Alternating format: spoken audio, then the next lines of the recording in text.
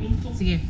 So, I'm asking your opinion about a certain channel here in the Philippines run by a foreigner because he was telling his audience that the haters, the opposers of his opinion from his channel will be reported to the NBI, and the NBI will go after these haters or with different opinion including my channel. So what is the procedure behind it, attorney?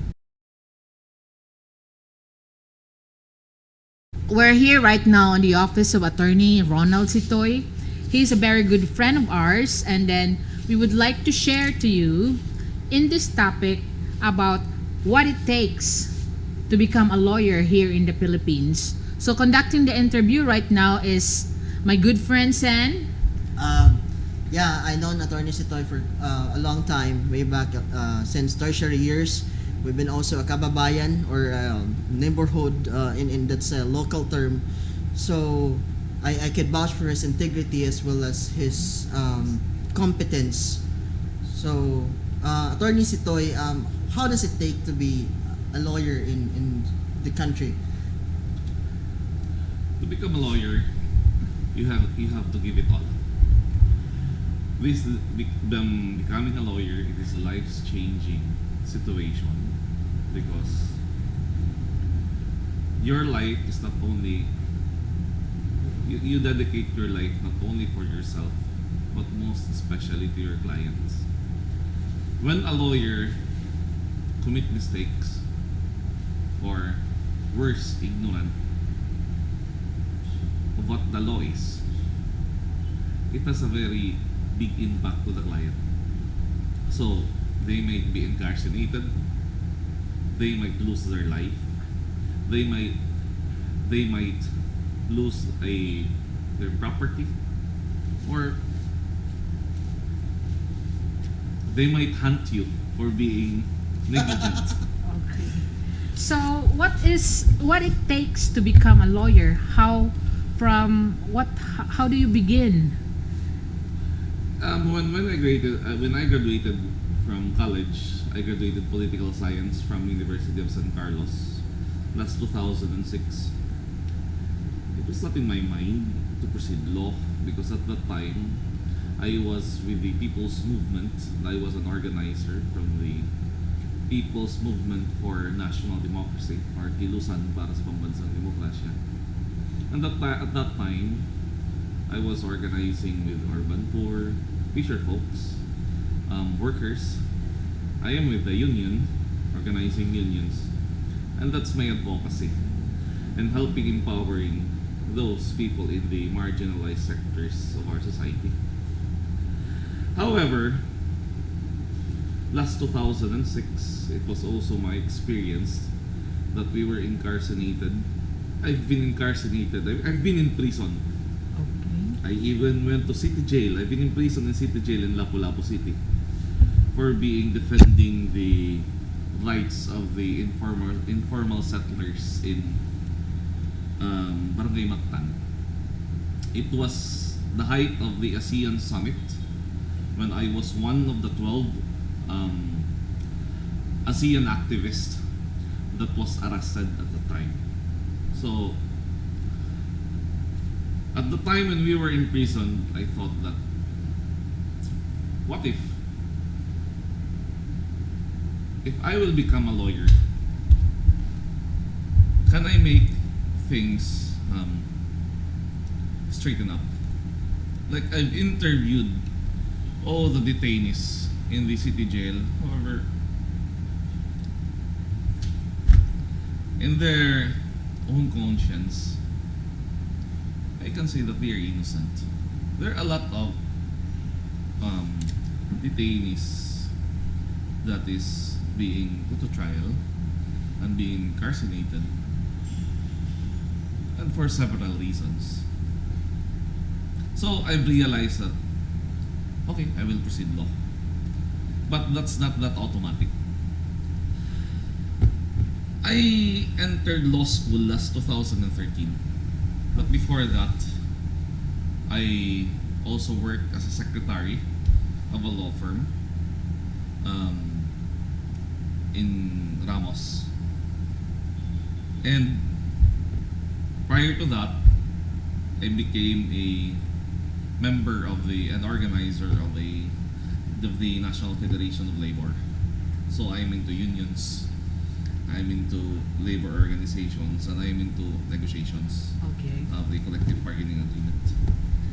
So I have a bit of law background before I studied law proper.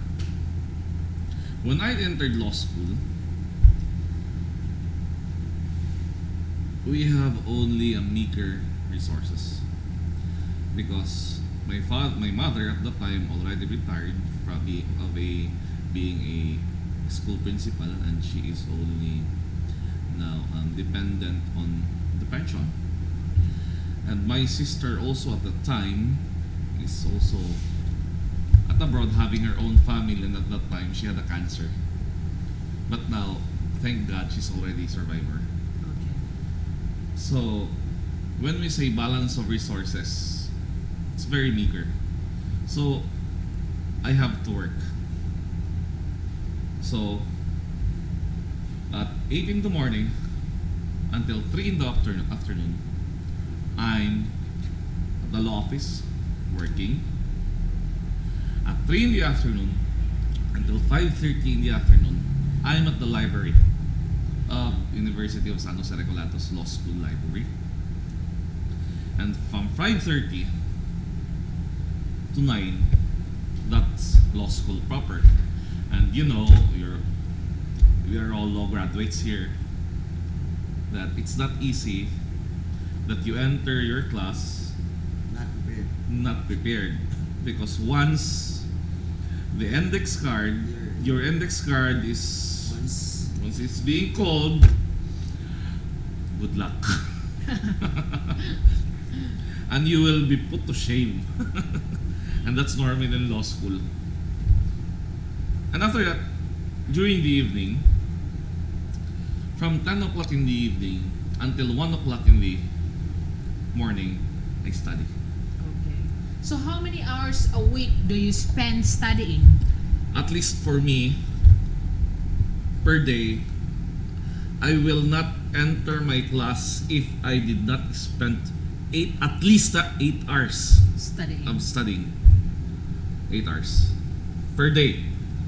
So that is 10 to 1, and from while working there are break time, you catch up, then from out you catch up. again. So, how much do you think it costs to become a lawyer from studying from the pre-law to the finishing the bar? I mean, even passing the bar. I think you have to spend almost 100,000 per semester. That is for the books, for the tuition fee. Like here in Cebu, it will cost you 50,000 per semester if you have full load. And the books, if you are going to buy the original one, Oh, it's and the law will sanction you to buy the original one because of course Why? you'll be fighting for the copyright law, yeah. and then so around 1 to 1.5 million pesos. Yes. You will spend, not even counting your time. Yes. So that's how hard it is to become a lawyer Lawyer. here in the Philippines. Were there also times that you were, as a law student, and at the same time balancing your work and study and family life? Were there times you're tired and wanted to quit? Yes, especially when my former girlfriend, now my wife, got pregnant when I was in 3rd year in law school. Did you quit? No, I did not. I am so thankful that my family is very supportive to me, and my boss also was supportive to me. But going back, is this really like a childhood dream or not at all? No, it was not at my all. childhood Never dream. it entered in your life way back in we were in elementary that you wanted to take up law and you became a lawyer eventually. I've been thinking that I will become an engineer when I was in elementary. I was able to remember that. But this time that you were in practice, what do you think is what are the challenges for a first time lawyer, like your first practice, like the first few months? How did you set up this firm? Yes, it's very difficult because a new graduate build his own firm. It's not that easy. However, it takes guts and trust with God that you can do it. And it really takes a lot of SOS with your friends, help from friends. Like for example, we have this a little firm, law firm. This was inaugurated last August 16. This 2018. 2018. But I am confident because I've been a secretary of the firm for 5 years. So I know how, even if I was not yet a lawyer at that time, I know how to make an affidavit, I know how to make a pleading, how to interview clients, because that's the job. Even if I am the secretary, I have an all-around job to make pleadings, position papers, to make pre-trial, brief under the supervision of the lawyer, my boss. So I am that confident that I can do this, but I cannot do this alone. So there's what we call keep your friends close. So how many partners do you have in this law firm of yours? We are 4 partners here. However, the 2 are silent partners because they don't want to be divulged their names because they are still connected with the government. Okay. So, however, they have this what we call clearance or permit from their superiors to practice. However, they are not allowed to be a partner. They are silent Partners, okay. partners. And my colleague here, Attorney Discaliar, so she's the one who is always present here in our law office. Okay. So what are the cases that you mostly handles? I handled labor cases, especially when that's my forte because I came from The labor the union. labor unions. And how much it costs to hire someone like you for like a labor case? How in labor cases, especially when you're on the complainants, your clients are poor and they cannot afford a lawyer to pay an acceptance fee. Like for example, an acceptance fee, and according to the latest rate of IBP here in Cebu, I think it is 30,000 to 50,000 for a labor case acceptance. However, if your client is a worker, they cannot afford. So the solution is it will be on the contingency basis. So it will be on contingency basis, and it is up to you with the agreement of the client if how many percent that the client will give to you, as long as it is not unconscionable and it must be reasonable. Like for example, 10% to 20%, that is reasonable enough Okay. as a contingency fee. I also handled civil cases, like for example, nullity of marriage cases, criminal cases. So that's the profession that I chose. So yeah. So, is there any risk in your life for being a lawyer, as Yeah. far as your experience is concerned? Yes, every day is a risk, especially when you handle drug cases. I don't usually handle drug cases unless you are my very close relative or a very close friend. So, because I know that you will risk your life for me, then it's just like being a lawyer. If you're afraid to die, so don't enter with that profession. It's just like you're a taxi driver. If you are afraid to die in an accident, don't be a taxi driver. It's just a matter of guts, and with God's grace and God's guidance, you will be safe. And especially nowadays that our government is very critical. What was your greatest moment in your practice? Like, what's the best feeling you will, as a lawyer feels on the practice? Here's not in the practice actually. When I passed the bar examination, Okay. when I passed the bar examination, a day after I almost died because my appendix ruptured. Wow. I was already in a sepsis status.